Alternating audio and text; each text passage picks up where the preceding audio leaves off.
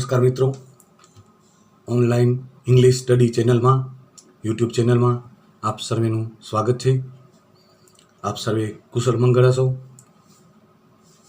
આપણે unit 6 the night train at Deoli અને આપણે સ્પેલિંગની વાત કરી. આજે આપણે યુનિટ એક્સપ્લેનેશન 1ની આપણે વાત કરવાની છે. આનામાં ઓથર લેખક અને એક જે રેલવે સ્ટેશન પર બાસ્કેટ વેચતી જે ગર્લ છે એના વિશે સ્ટોરી છે. લેખક છે એ કોલેજિયન સ્ટુડન્ટ છે, એટલે થોડાક કોલેજિયન સ્ટુડન્ટના જે ગુણો લક્ષણો છે એનો આ પાઠમાં સમાવેશ કરેલો છે. એના કેવા વિચાર હોય કોલેજ કરતા વિદ્યાર્થીઓના. તો અહીંયા લેખક પોતે જ પાઠ લખનાર છે, એટલે એના માટે આઈ શબ્દ વપરાય. એના માટે પછી આપણે પ્રશ્નમાં ધ ઓથર અથવા ધ રાઇટર એનો ઉલ્લેખ કરી શકાય. જ્યારે જ્યારે પ્રશ્ન પૂછાય ત્યારે ઓથર કે રાઇટરનો ઉપયોગ કરાય. આઈ એટલે અહીંયા તમે સીનમાં જોઈ શકતા હશો, સીન આપ્યું છે દિયોલી, બરાબર. ધ નાઇટ ટ્રેન એટ દિયોલી એક ગામ છે અને રેલવે સ્ટેશન છે ત્યાં. આપણે આગળ વધી.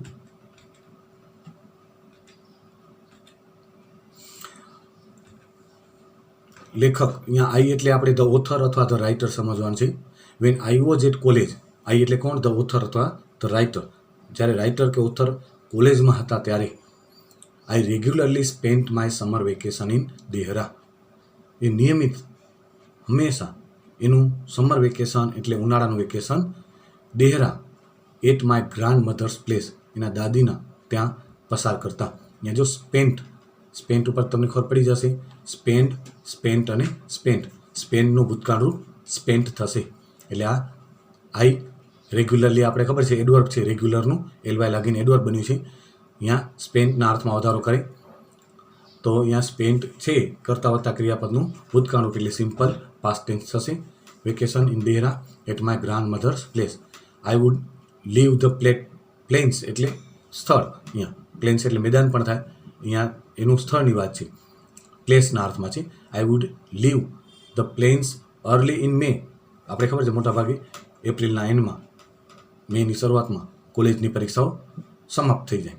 એટલે એ મેની શરૂઆતમાં એનું સ્થળ એટલે કોલેજ છોડી દે અને દાદીને ત્યાં જાય, અને વળી જુલાઈમાં કોલેજ શરૂ થાય એટલે પાછો આવી જાય. Early in May and return late in July. અને જુલાઈમાં મોડે એની જ્યારે કોલેજ પાછી શરૂ થાય ત્યારે એ કોલેજ પાછા ચાલે છે દેહરાથી. દેહરામાં એના દાદી રહે છે. Deoli was a small station about 50 kilometres from Dehra. Deoli શું છે? દિયોલી એક નાનું સ્ટેશન છે, રેલવેનું સ્ટેશન છે. અને દેહરાથી કેટલું દૂર છે? How far is from Dehra? તો it is 50 kilometres from Dehra. દેહરાથી 50 કિલોમીટર દૂર. About 50 kilometres from Dehra. It was on the border of the heavy jungles of Indian Terai. તેરાઈના જંગલના જે બોર્ડર્સ છે ત્યાં આવેલું આ દેહરા છે. I decided that one day I would get off the train at Dioli and spend the day there.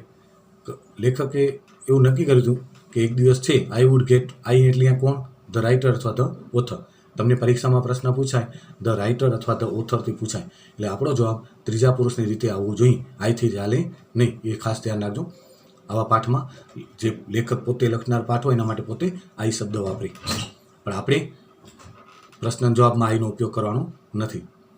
તો I would get off the train at Deoli and spend the day there. ત્યાં આખો દિવસ કે હું પસાર કરીશ. આઈ વોઝ 18 અને લેખકની આ ઉંમર આપી છે 18 એટલે 18 વર્ષ. Visiting my grandmother and the night train stopped at Deoli. એના દાદીને ત્યાં મુલાકાત લેવા જાય છે અને રાત્રિની ટ્રેન છે એ દિયોલી સ્ટેશનમાં સ્ટોપ કરે. ઘણા બધા સ્ટેશન આવે એનામાં સ્ટોપ કરે. તો નાઇટ ટ્રેન સ્ટોપ્ડ એટ દિયોલી. સ્ટોપ્ડમાં જો અહીંયા ભૂતકાળના રૂપમાં ડબલ પી બેવડાય છે, આ ખાસ ધ્યાન રાખવાનું. At Deoli. A girl came down the platform selling basket. એક છોકરી છે બાસ્કેટ વેચતી ત્યાં પ્લેટફોર્મ પર આવે છે. કેમ અને કમ એ મોટાભાગે તમે વર્ક ફોર્મ જોતા હશો કે હવે રિપીટ જ થાય છે, એટલે આપણે ક્રિયાપદના રૂપો વારંવાર નથી લખાવતા, પણ તમારે થોડા સમય એ વાંચતા રહેવાનું. અને આપણે પણ અહીંયા જો તમે પાઠને ધ્યાનપૂર્વક અભ્યાસ કરતા હશો તો જ્યાં જ્યાં ક્રિયાપદના રૂપો, કાળ, શબ્દના રૂપો આવે છે આપણે બધી જ ચર્ચા કરી છે.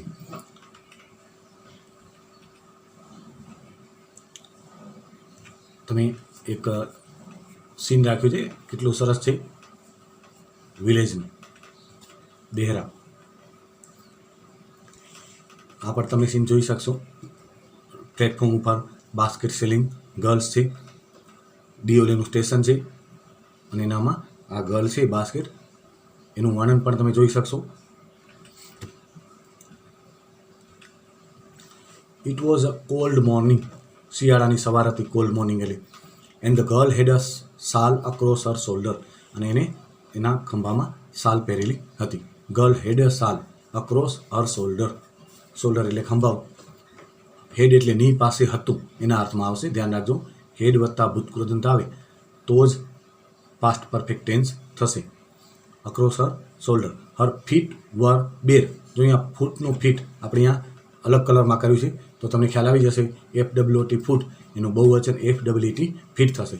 હર ફીટ વેર બેર, બેર એટલે એના પગ ખુલ્લા હતા, એટલે કોઈ જ એને શૂઝ કે કાંઈ પહેરેલા નહોતા, ચંપલ કે શૂઝ કે કાંઈ જ પહેરેલા નહોતા, એને બેર ફૂટ અથવા બેર ફીટ કહેવાય, બરાબર. Her feet were bare and her clothes were old, અને એના કપડાં પણ બહુ જૂના હતા. She was a young girl, તેની યુવાન છોકરી હતી. વોકિંગ ગ્રેસફુલી ટુવર્ડ્સ મી, અને એકદમ કમનીયતાપૂર્વક છટાદાર રીતે મારા તરફ ચાલીને આવતી હતી. જો અહીંયા વોકિંગ છે એ આઈએનજી વાળું રૂપ છે, પણ એ પ્રેઝન્ટ પાર્ટિસિપલનો ઉપયોગ છે. She was a young girl walking gracefully, she was walking gracefully towards me, એના અર્થમાં પણ આવે, વોઝ સાથે જોડાઈ જાય તો ચાલુ ભૂતકાળના અર્થમાં પણ આવી શકે. Van she came to my window, જ્યારે એ છોકરી લેખકના વિન્ડો પાસે આવે છે, કદાચ અહીંયા જો આપણે સીન તમે જો, એની પાસે હાલ ગર્લ છે એ આવે છે.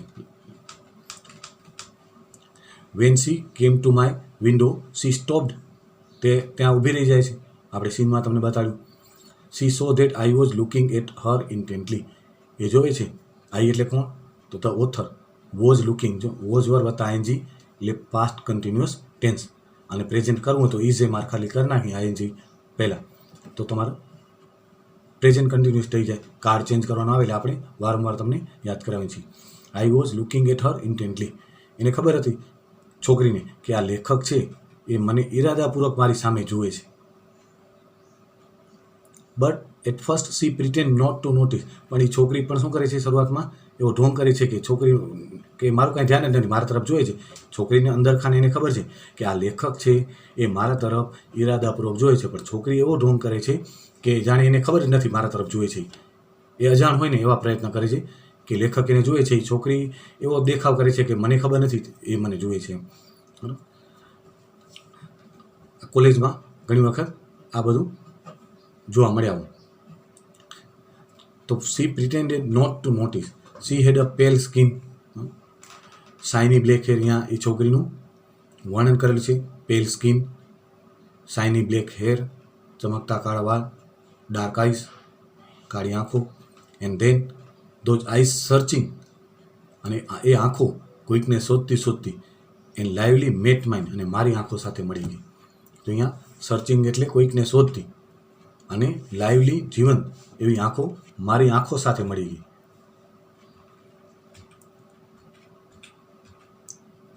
અહીંયા લેખક જો એને જુએ છે ઈરાદાપૂર્વક, છોકરીને ખબર પણ છે, પણ એ શું કરે છે, ઢોંગ કરે છે. એવું છોકરી એવો ઢોંગ કરે છે કે જાણે મને કાંઈ જ ખબર નથી કે મારા તરફ લેખક જુએ છે. આ સીનમાં તમે જોઈ શકશો.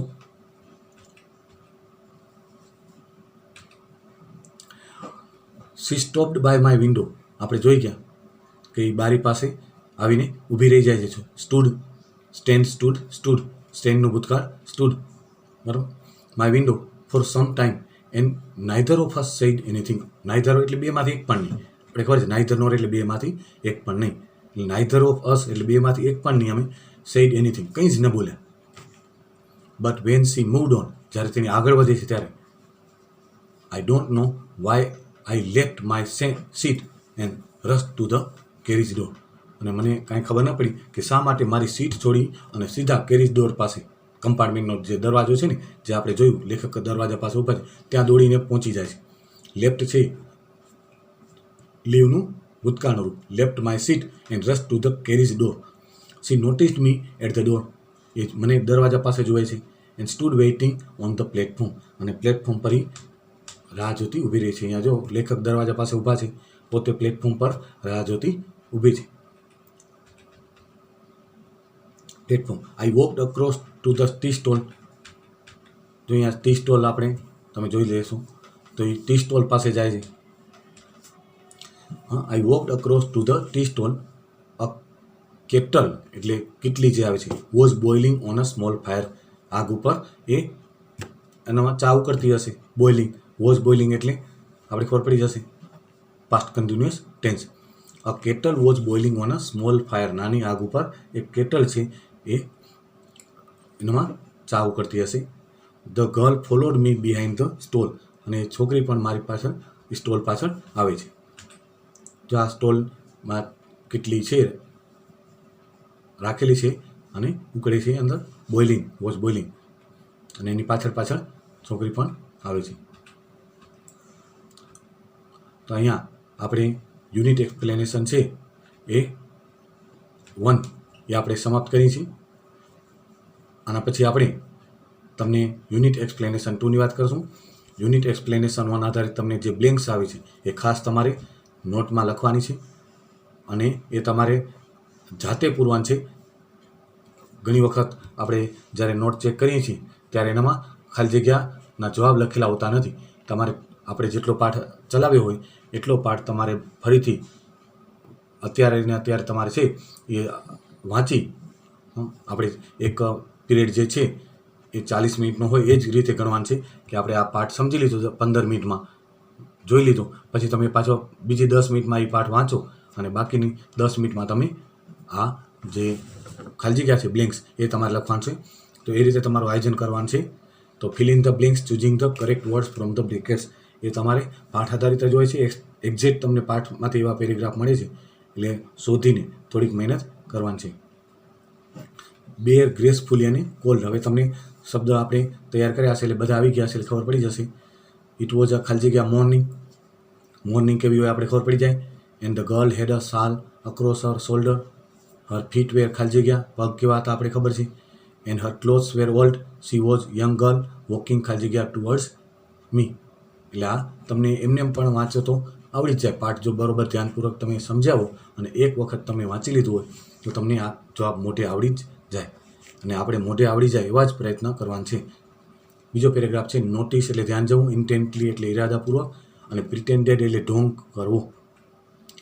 Van she came to my window she stopped. She saw that I was looking at her ખાલી જગ્યા બ્લેન્ક્સ આપેલી. બટ એટ ફર્સ્ટ સી ખાલી જગ્યા નોટ ટુ ખાલી જગ્યા. તો આ પેરેગ્રાફ લખી અને તમારે જાતે આના જવાબ લખવાના છે. તો અહીંયા આપણે unit 6 the night train at Deoli explanation 1 અહીંયા આપણે સમાપ્ત કરી છીએ. Goodbye. Thank you.